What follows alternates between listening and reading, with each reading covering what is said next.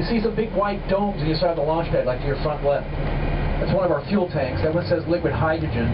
There's another one on the other side that says liquid oxygen. That's what goes inside the big orange tank the day of the launch. It takes them 3 hours to fill up that orange tank. It only takes them 8.5 minutes to empty it. That's a lot of power going uphill. So here's pad A to your front right. Keep in mind, when the shuttle takes off from there, it clears the top of the tower in 7 seconds, already going 100 miles an hour. 8.5 minutes later, she's going 10 times faster than the rifle bullet. How fast is that? I suspect some of you today drove from Orlando. If you drove legally, it took you 1 hour to get here. To get you back to Orlando from here, going as fast as a shuttle, the trip would only take you 8 seconds. Now that would be driving illegally, but they'll never catch you. Trust me. See that one pole on top? That's the lightning protection for the shuttle launch pad. Remember the Alan Shepard rocket we pointed out to you? It's about the same height as that lightning mast. So there's a cable going from the ground to the top of the mast and back down again to the ground the lightning strikes. The man who operates the camera, he's 4 miles away. There's nobody out here. And let me answer 50 questions right now. What's that bunker on top you'll see up there? There's a concrete bunker. That was built back during the Apollo days, not for people, but to house a generator to provide electricity for the cameras up here back in those days. Why protect the generator in a bunker? To protect it from the sound waves. It would knock the fuel from going into the carburetor. They learned their lesson the hard way in the first one. Okay? So we're going to stay here as long as you want for 12 minutes. For your convenience, there's some portable restrooms. We're going to ask you to please nicely stay between the handrails and don't go beyond the chain link up on top. It's a tracking camera in that dome for tracking the shuttles.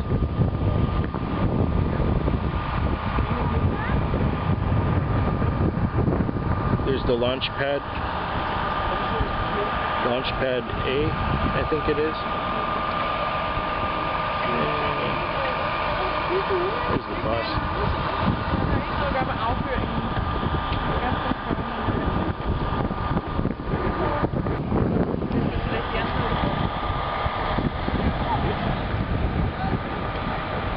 50-foot deep trench. So that big crawler is actually straddling a big wide trench.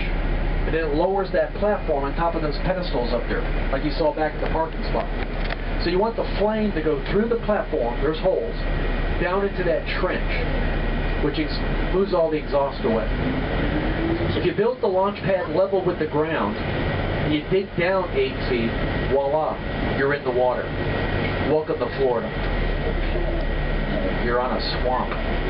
There's water level right to your right.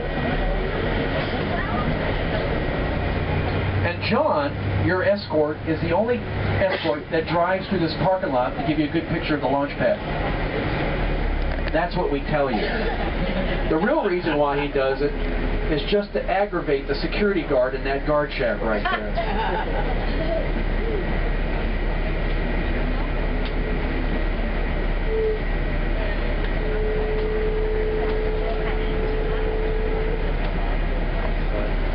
Oh, that rocket that took off from here back in October, it was 100 feet taller than that tower. It's a big rocket. And then, if you were here back in 1962, I'm sorry, 1962, before when all this construction was starting out here, you would not be aboard this bus. You'd have to be aboard a boat because this was all water. So this is one of the largest construction projects in American history to transform this Florida swamp into a launching pad to go to the moon. Back in those days, we were in a race to beat the Russians to the moon. Money was no object. Today, money is the object.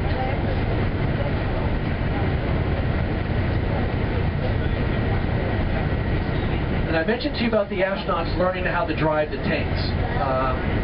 They'll be out here early March once the shuttle gets out to the launch pad. They'll come out from Houston. They'll spend about 4 days out here. Off to your left, you can't see it, there's a tank driving course where each of the 7 astronauts will practice learning how to drive the tank. On each side of the road, there's 2 small lakes. one of those lakes is named for one of our astronauts who inadvertently drove one of those tanks into the lake. I will not tell you the name of that lake because she would kill me. I don't make the stuff up. I just tell you. And now that I've alienated half the people on the bus, now that you've seen the shuttle launch pad, let me show you a video of a shuttle launch. Now you can better understand what it looks like when it comes off the pad. The fenced-in area on your immediate right, that's yours. You can use the entire length of it to get a nice picture of your family or friends in the foreground and the assembly building in the background. Kind of like what the press does when they come out here to do live shots from in front of the building. When you get back aboard the bus, I'll give you a nice NASA bookmark. Okay, good enough. Do us a big favor. Don't go beyond the front of the bus, though. You can use the full length over your right shoulder. Watch your heads, watch your step. To your left, an office building. On the first floor, there's a barber shop. You walk down the hallway, you get to the barber shop here. Above the entrance, it doesn't say barber shop, it says hair modification facility.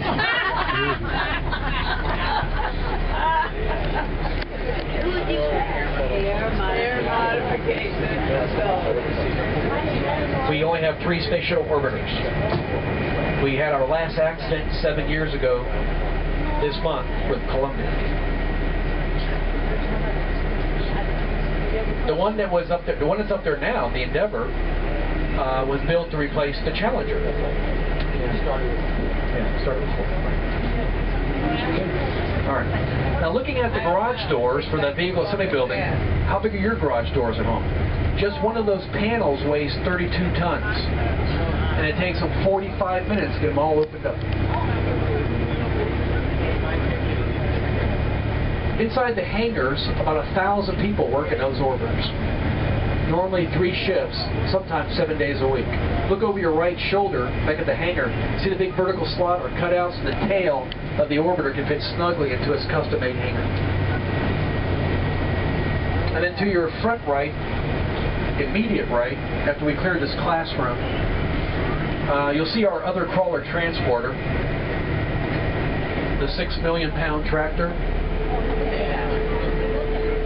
It's like a streetcar in San Francisco. It only goes forward or forward, really no reverse. Oh, the gas mileage? Forget it. 42 feet to a gallon of diesel fuel.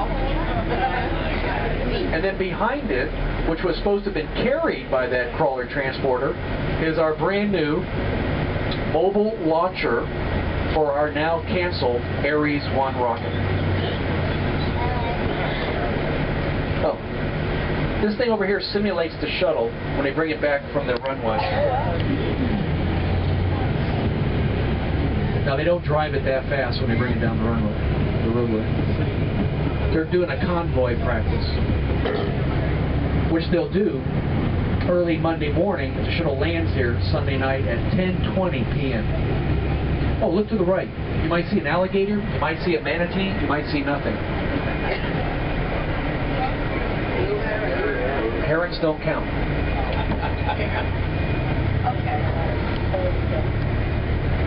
So this roadway off to your left, it veers off to the left, leads out to our 3-mile-long runway.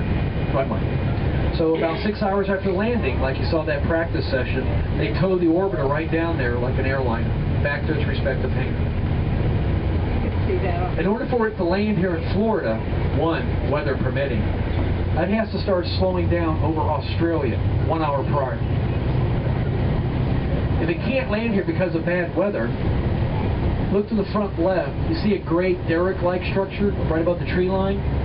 That's what they use to lift it off the back of a jumbo 747 jet. So if we can't land here, we're going to California and land at Edwards Air Force Base. And then we have to piggyback on top of a jumbo jet. I'm sure you've seen pictures or video of it. It's pretty impressive. How much is that airline ticket? $2 million. Don't videotape me. Okay, thank you. Too late. Feckwig. Feckwig. Fetwick. Feckwig. Fetwick. Feckwig.